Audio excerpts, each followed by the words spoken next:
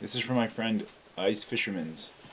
Dude, could you make a video explaining the meaning of the kippah to the Jews? Just curious.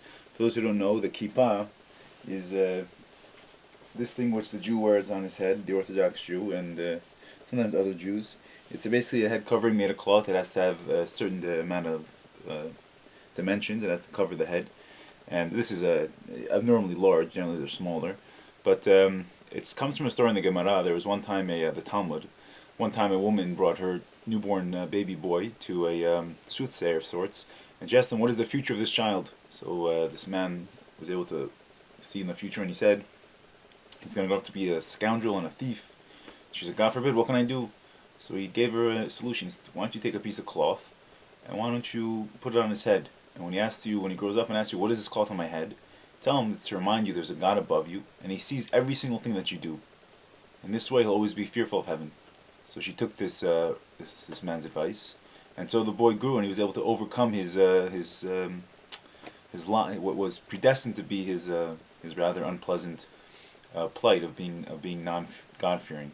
However, historically, it seems there's also an aspect of, at one point, the non-Jews were not covering their head, and as a reaction, the Jews, who are commanded in Shulchan Aruch to look different than the non-Jews, decided to start covering their head.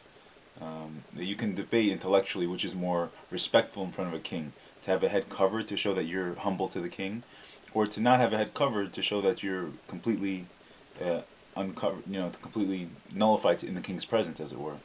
But the Jewish custom, that as it is today, is to cover your head. Now, this is not to be confused with a woman. A woman's faith in God, her trust in God, her belief in God is much more internal. It's much more ingrained in her personality, and they have no such requirement to cover their head. The only obvious exception is a married woman must or can choose to cover her hair, because hair is the most attractive part of a woman. And once she's married, she doesn't want to attract other men, only her husband. So only her husband is really supposed to see her hair. But there's different customs regarding this part of the law. That comes from Sota, Masechta in the Talmud, that describes when she's brought up, they remove her hair covering. So from this we know that women used to have a hair covering. It's basically now at this point just another sign of a Jew to make it identifiable to the world. And it's still, if you make it large enough, I find it does add to your fear of God. Chassidim wear a kippah and a hat. The Zohar says in a certain spot, even though I didn't open it, but someone told me that when mentioning God's name, when uttering God's name in prayer and the like, you should have a covering, and then a covering on top of the covering. So we have a kippah, and then we have a hat.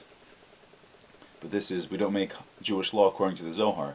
That's just a custom for the pious, let's say. And that's that.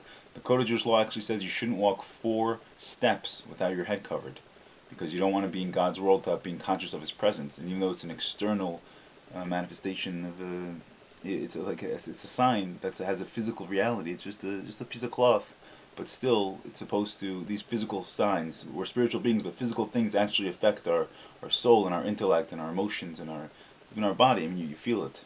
And if you have a hat with a brim, you could see the brim. Remember, there's something above you. So that's where it comes from. And in Jewish law, there's a lot of laws about nakedness and modesty. And it actually says for a man to have his head not covered, as if it's considered naked. Naked is defined as the part of the body that's usually covered. If that's exposed, it's considered to be in a state of nakedness. And nakedness is important in terms of Jewish law, because we have to know when you can utter God's name, when you can pray, etc., when you can make a blessing. So that's what it is, Ice Fisherman's dude. Okay, I hope this helps, and may God Almighty bless you in everything that you do, and may you merit to really be a God-fearing individual before your day of judgment. Thank you so much, and God bless.